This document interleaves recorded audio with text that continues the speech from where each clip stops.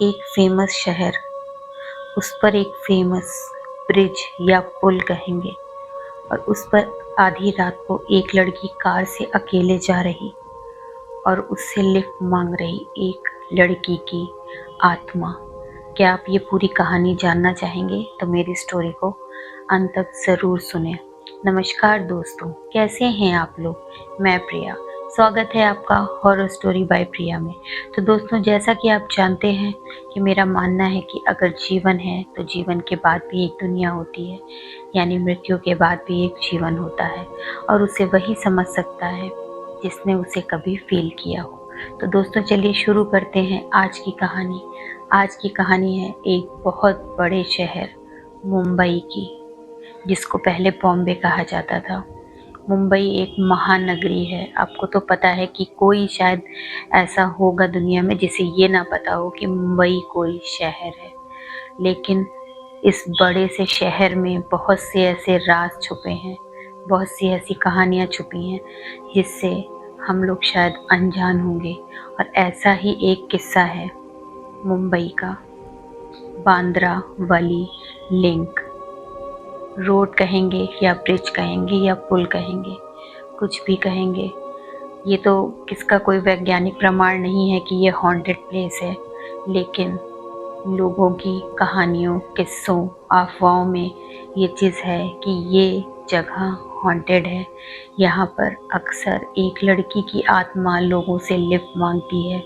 उसे पुल पर खड़े देखा गया है, उसे पुल पर चलते देखा गया है। लोगों ने बोला है कि जो लोग रात को जाते हैं अक्सर वो लड़की उनकी कार के सामने आ जाती है।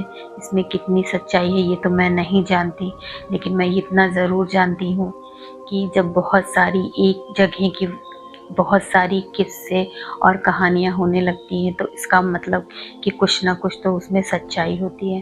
तो दोस्तों, चलिए शुरू करते हैं। ये कहानी है शिखा जी की। शिखा जी एक एयर होस्टेस है, और आपको पता है कि एयर होस्टेस का काम ऐसा होता है कि उनका कोई टाइम नहीं होता है जॉब का। उनको जब फ्लाइट का टाइमिंग मिलता है, उनकी फ़्लाइट की टाइमिंग जैसी होती है उसी के अकॉर्डिंग उनकी ड्यूटी होती है। तो शिखा जी के साथ ये था कि उनको अक्सर उनकी ड्यूटी का टाइम लेट नाइट होता था कि वो उनकी शिफ्ट फ़्लाइट उनकी लेट लैंड की, उसके बाद उनको छुट्टी हो के आते। कभी-कभी तो सुबह के 4 बज जाते थे। तो दोस्तों, शिखा जी ऐसे तो इस रोड पर बहुत बार गई थी, लेकिन इत्तेफ़ाक से ऐसा हुआ कि कभी और जब भी जाती थी कोई ना कोई 2-4 लोग उनके साथ होते थे, उनके साथ जो फ़्लाइट अटेंडेंट या और एयर होस्टेस होंगी। लेकिन उस दिन इत्तेफ़ाक से ऐसा हुआ कि शिखा जी की ड्यूटी उस फ़्लाइट में अकेले थी, और वो अपनी पर्सनल कार से ही यूज़ करती थी घर आने और एयरपोर्ट जाने के लिए। तो वो अपनी पर्सनल कार से ही वापस आ रही थी, ड्राइव कर रही थी, और वो जैसे ही उस ब्रिज पर पहुंची, अच्छा, उन्होंने कभी इन किस्से कहानियों के बारे में नहीं सुना था। तो वो जा रही थी तो उन्होंने देखा कि कॉर्नर में, एक सड़क के कॉर्नर में एक लड़की आगे खड़ी है और वो ऐसे हाथ दे रही है कि लिफ्ट के लिए। तो शिखा जी ने को लगा कि शायद ये मेरी तरह ही कोई लड़की होगी जिसकी लेट नाइट ड्यूटी होगी, कुछ होगा, इस वजह से वो यहाँ पर लिफ्ट मांग रही है। तो शिखा जी ने वहाँ पर उसके पास जाकर गाड़ी रोकी। तो जब गाड़ी रोकी दोस्तों, तो उस लड़की का पूरा चेहरा अपने बालों से ढका हुआ था और सर बिल्कुल नीचे था, हाथ दोनों ऐसे लटके हुए, और उसने वाइट कलर की हल्की सी ड्रेस पहनी हुई थी। और शिखा जी बता रही थी कि मतलब वो जैसे ये नहीं लग रहा था कि कोई, जैसे इंसान सामने आपके खड़ा होता है तो आपको बिल्कुल क्लियर उसका ढांचा दिखता है। वो कह रही थी कि ऐसा लग रहा था कि कुछ हल्का सा, मतलब मुझे समझ नहीं आ रहा था क्योंकि रात था, ड्यूटी की थकान थी, तो मैं उतना समझ में नहीं पाई। फिर मैंने अपना शीशा खोला और मैंने उनसे बोला कि आपको लिफ्ट चाहिए, आपको कहाँ जाना है, आप कहाँ से आ रही हो, आप नाइट ड्यूटी से आ रही हो, मैं इस साइड जा रही हूँ, क्या मैं आपको छोड़ दूँ? तो दोस्तों, उसने कुछ नहीं बोला।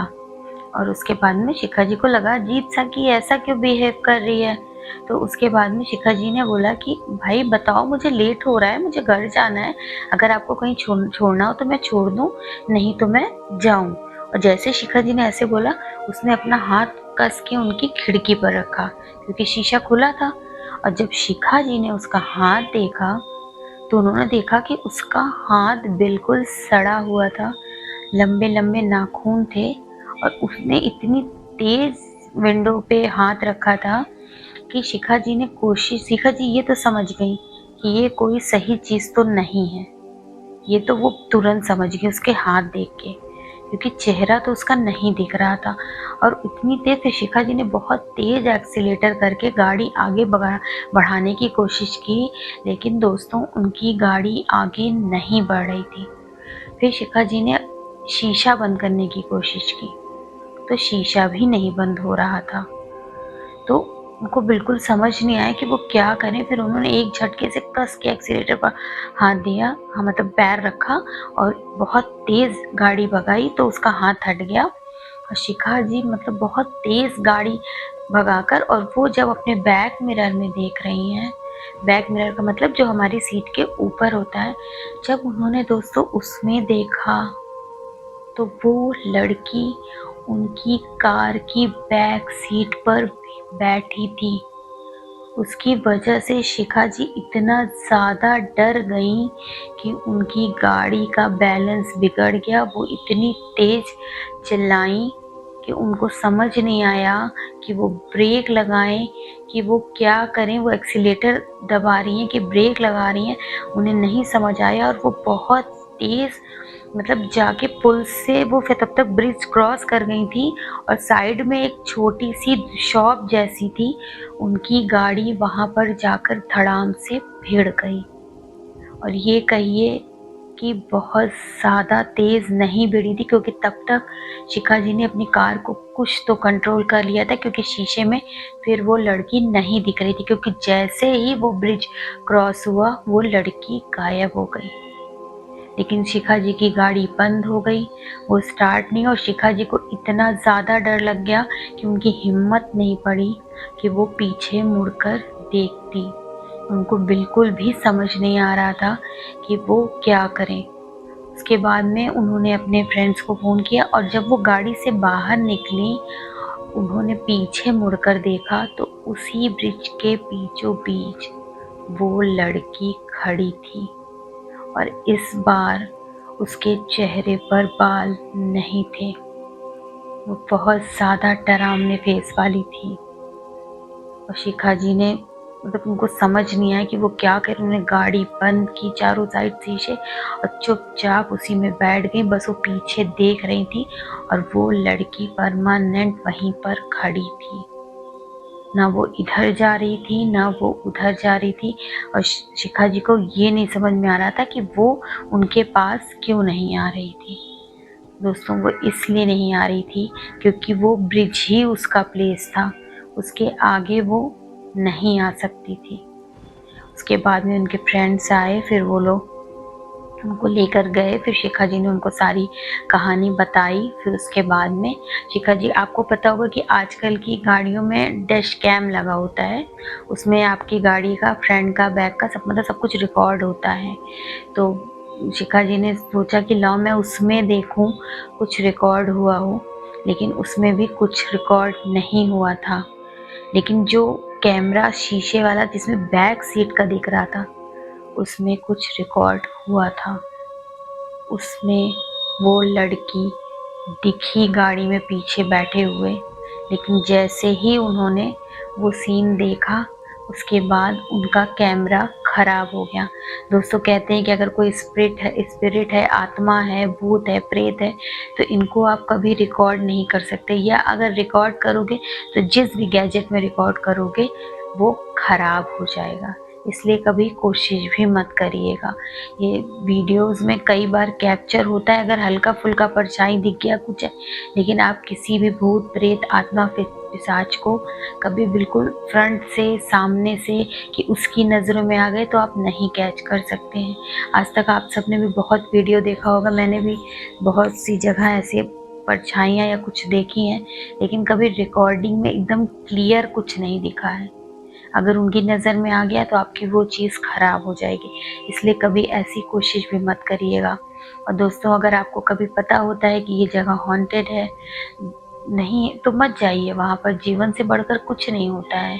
और अब ये है कि किसी की नौकरी है, जॉब है, तो रात बेरात उसको सफ़र करना ही पड़ता है। लेकिन ये कोशिश करिए कि अगर रात में आपको कहीं जाना है तो कोशिश करिए या तो फैमिली में से किसी को बुला लीजिए या कैब कर लीजिए रात में। एटलीस्ट आप और ड्राइवर 2 लोग तो होंगे। और कोशिश तो करिए रात में मत जाइए, और अगर आपकी मजबूरी है तो अकेले मत जाइए। शिखा जी भी ने बोला कि वो बहुत बार इस रास्ते से गई, लेकिन आज तक उनके साथ ऐसा हादसा नहीं हुआ। और बहुत से लोगों ने, जब उन्होंने बाद में बताया और गूगल पे यहाँ वहाँ देखा करा, तो उनको पता चला कि इस ब्रिज की बहुत सारी कहानियाँ हैं, बहुत सारी स्टोरीज़ हैं। लोगों को ऐसा एहसास हुआ कि एक लड़की, मतलब उनके गाड़ी के पीछे कोई आ रहा है। बहुत लोगों ने बोला कि कोई लिफ्ट मांगता है। तो दोस्तों, ऐसी किस्से कहानियाँ होती हैं। बस ये है कि कोई वैज्ञानिक प्रमाण तब नहीं होता है जब तक कि आप उसका कोई ठोस प्रूफ मत ना लाइए, क्योंकि विज्ञान तो ये मानता है कि भूत प्रेत चुड़ैल आत्मा ये होती ही नहीं है, लेकिन ये होती है। मैं जानती हूँ क्योंकि मैंने साक्षात देखा है, और मेरा तो यही काम ही है, मैं तो इस पे रिसर्च ही करती हूँ। तो दोस्तों, कैसी लगी आपको मेरी आज की कहानी? आशा है अच्छी लगी होगी। अगर आपके पास भी ऐसी कोई रियल हॉरर स्टोरी है तो आप मेरे साथ प्लीज़ शेयर करिए। मैं उस पर वर्क करूँगी और पब्लिक के सामने लाऊँगी। बहुत बहुत धन्यवाद। जल्दी मिलते हैं एक न्यू रियल हॉरर स्टोरी के साथ।